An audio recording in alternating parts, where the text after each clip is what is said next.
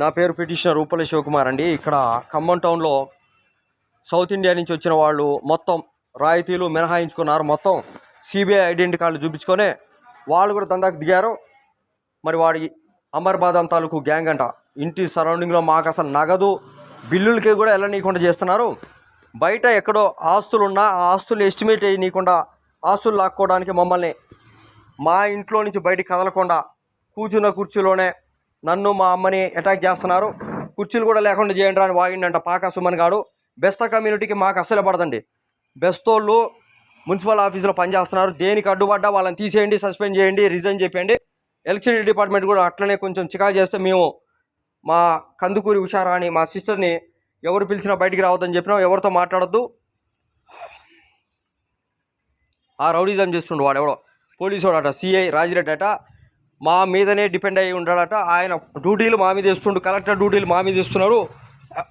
ఇంటి సరౌండింగ్లో మొత్తం ఎక్కడ చూసినా ప్రెస్సు, మీడియా, టీవీ ఛానళ్ళు ఎవరితోటి మాట్లాడారు వాళ్ళ ఇష్టం. ఎవడో గోసిగా డెవలప్మెంట్ మాలోళ్ళ, మాదిగోళ్ళ, లంబడోళ్ళ, తురకోళ్ళ, ఒడ్రోళ్ళు, సాకుల డెవలప్మెంట్ చూసుకుంటూ కూర్చోవాలంట. మేము వాళ్ళని అన్నం అని చెప్పి పిటిషన్లు పెడతాం, ఎస్సీ ఎస్టీ యాక్ట్లు, పీడీ యాక్ట్లు పెడతామంటారు. వాళ్ళు సస్తే మాకు తెలియదండి. వాళ్ళని ఎట్లయినా చంపేస్తారు. ఇగో ఇంటి పక్కన ఇక్కడ ఇందాక రాడ్లు, బ్యాట్లు, ఏందో గుంటలు, బొచ్చలని కూడా మాట్లాడుతున్నారు. వాళ్ళు ఇక్కడ వర్క్ చేయడానికి పనికిరారండి. వాళ్ళు వర్క్ చేయొద్దు. ఆ ఇంట్లో పిటిషన్ పెట్టాం మేము. రిటైర్డ్ మిలిటరీ చక్రం మీద పిటిషన్ ఉంది, 1000 కోట్లు ఉంది.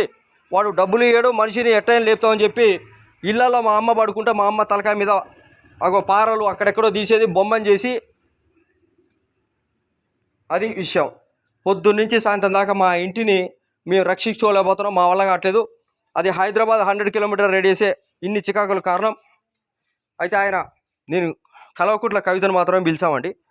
కేసీఆర్ జోక్యం చేసుకొని ఆయన కూడా సాయం చేస్తామని వచ్చిండు. నేను ఆయన ఆ భేటీ అయ్యామని చెప్పి అక్కడ న్యూస్లో కూడా పడింది. నాకు మంచి హోదానే ఉంది.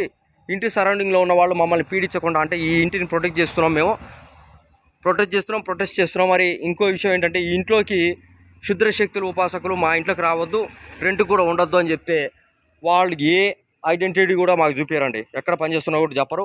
ఈ బెస్త కమ్యూనిటీ వాళ్ళు తాక్కుంటూ తందనాలు ఆడుకుంటూ రౌడీజం చేస్తారు. వాళ్ళు దాదాపు 10-15 వేల మంది ఉన్నారు.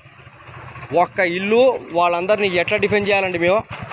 ఇటు వచ్చేపోయే ఇది రోడ్డు, వచ్చేపోయే రోడ్డు ఉంది. నేను బయటికి పోతే పని చేసుకోవాలి, చాలా పనులు ఉన్నాయి.